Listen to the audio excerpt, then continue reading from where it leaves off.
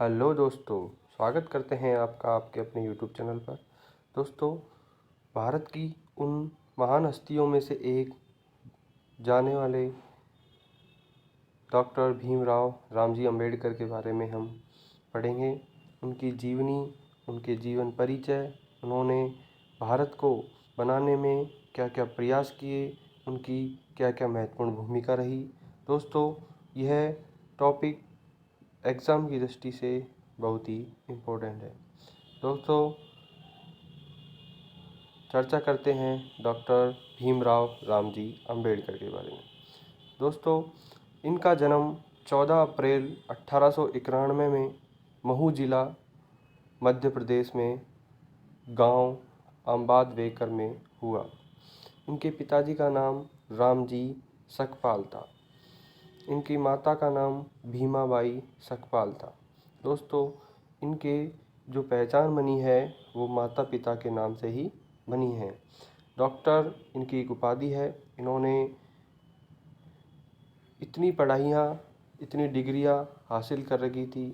लगभग 29 डिग्रियाँ इन्होंने हासिल कर रखी थी।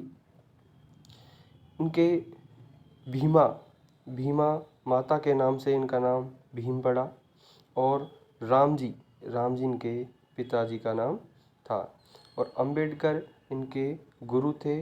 उन्होंने इनको दलित वर्ग से दूर करने के लिए, एक नई पहचान बनाने के लिए अपना अंबेडकर जो लगाते थे वो उन्हें उपाधि दी।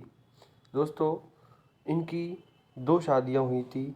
पहली पत्नी रामाबाई, इनके पिताजी ने 1906 में इनका विवाह रामाबाई के साथ करवा दिया था और रामाबाई 1935 में ही स्वर्ग सिधार गई थी।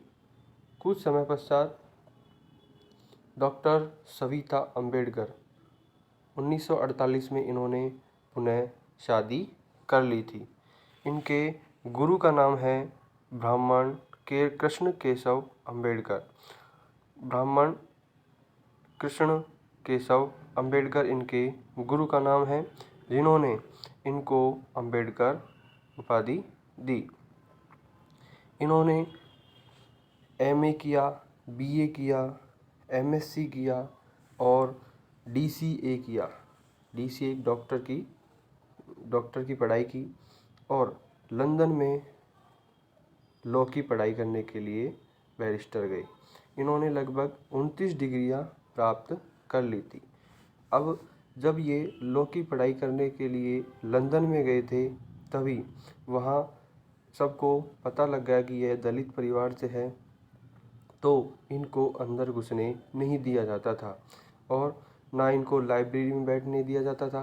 तो यह अपनी पढ़ाई एक पार्क में कर रहे थे एक दिन, तो वहीं एक दादा कैलुस्कर नाम के एक व्यक्ति आते हैं, जो एक राइटर थे। इन्होंने बुद्ध की जीवनी पर एक पुस्तक लिखी थी और जब ये उनसे मिले तब बुद्ध की जीवनी इनको दी गई। डॉक्टर भीमराव अंबेडकर ने उस जीवनी को पढ़ा और उससे प्रभावित हुए और 14 अक्टूबर 1956 को इन्होंने बौद्ध धर्म को स्वीकार कर लिया था। उसके बाद में 1920 में कोल्हापुर के शाहू के सहयोग से इन्होंने एक पत्रिका निकाली। एक साप्ताहिक पत्रिका थी मूक नायक। मूक नायक एक साप्ताहिक पत्रिका इन्होंने लिखी और इसके लिखने का एक रीज़न था कि ये अपने आप को क्या करना चाहते थे, अपने आप को साबित करना चाहते थे, अपने समुदाय को यह दिखाना चाहते थे कि हम दलित परिवार के लोग भी कुछ बन सकते हैं, कुछ कर सकते हैं और देश को यह बता सकते हैं कि सभी को समान समझना चाहिए। 1918 में ये जब प्रोफेसर मुंबई के पॉलिटिकल इकोनॉमी के प्रोफेसर बने, तब भी इनको कॉलेज में इनके साथ व्यवहार अच्छा नहीं होता था और कुछ स्टूडेंट इनसे प्रभावित हुए और उन्होंने इनका सहयोग दिया। फिर इन्होंने एक संगठन बनाया दलितों के लिए। जो संगठन का नाम दिया वो था बहिष्कृत हितकारिणी सभा। बहिष्कृत हितकारिणी सभा ये दलितों के प्रयासों से हुआ। इन्होंने अपनी एक आत्मकथा लिखी थी, waiting for a visa. Waiting for a visa इन्होंने अपनी आत्मकथा लिखी। और भी कई पुस्तकें लिखी थी इन्होंने। 1946 में एक बुक लिखी थी इन्होंने, हु वर द शूद्रास। शूद्र जो छोटे नीचे समुदाय के लोग होते हैं उनके ऊपर एक बुक लिखी थी इन्होंने। और बुद्ध ऑफ धम्म, ये जब इन्होंने बुद्ध की जीवनी पढ़ी थी उससे प्रभावित होकर उन्होंने एक पुस्तक लिख दी, बहिष्कृत भारत। यह भी इनकी एक पुस्तक है। संविधान सभा के चुनाव हुए। संविधान सभा के चुनाव हुए थे तब सबसे पहले चुनाव इन्होंने मुंबई से लड़ा था और मुंबई से ये हार गए थे। फिर 1946 में पश्चिम बंगाल में जो वर्तमान बांग्लादेश है उसमें चुनाव हुए।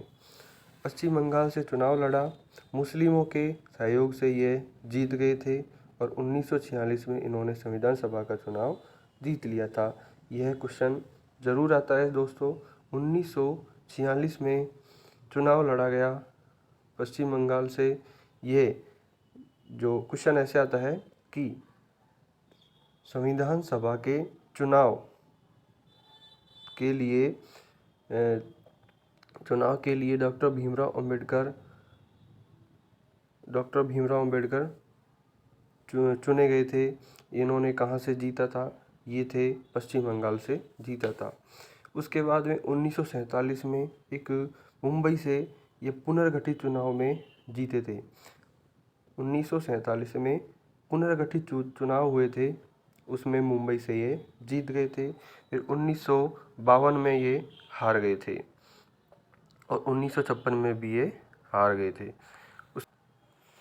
उसके बाद में आता है जब कैबिनेट मिशन आया था। जब कैबिनेट मिशन ने एक अपना विचार प्रस्तुत किया और कहा कि भारतीयों को अपना संविधान बनाने की अनुमति दी जाती है, तब एक समिति गठित की गई थी 29 अगस्त 1947 को। ये प्रारूप समिति के अध्यक्ष बना दिए गए थे और जिसमें 7 सदस्य होते हैं, 1 अध्यक्ष और 6 सदस्य।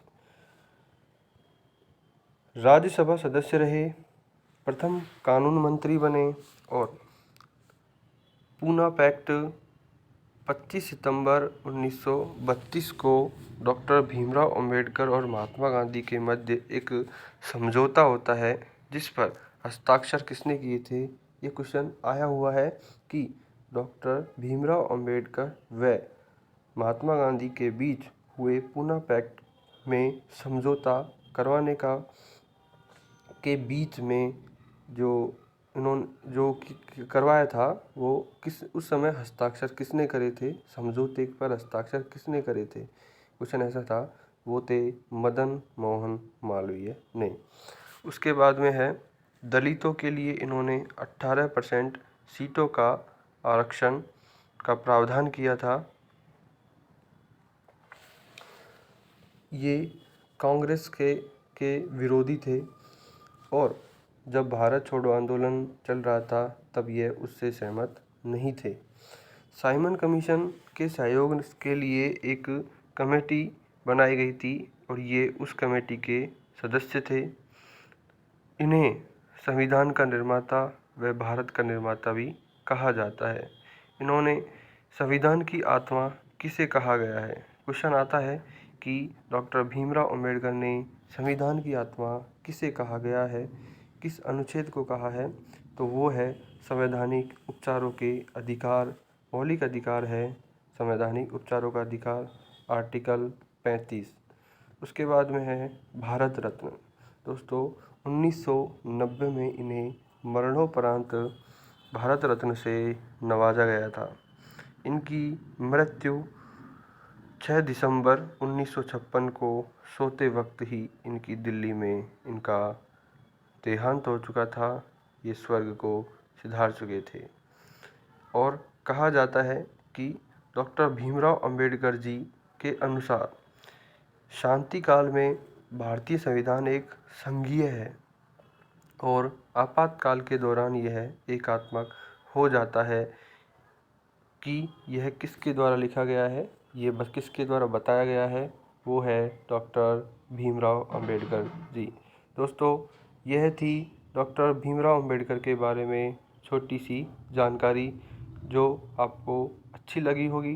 दोस्तों, यह परिचय जो एग्ज़ाम की दृष्टि से बहुत ही इम्पोर्टेंट है, यह आपको याद करना चाहिए, यह आपको लिखना चाहिए और हो सके तो यदि वीडियो आपको अच्छा लगे तो प्लीज़ हमारे YouTube चैनल को सब्सक्राइब करना और वीडियो को लाइक करना। धन्यवाद।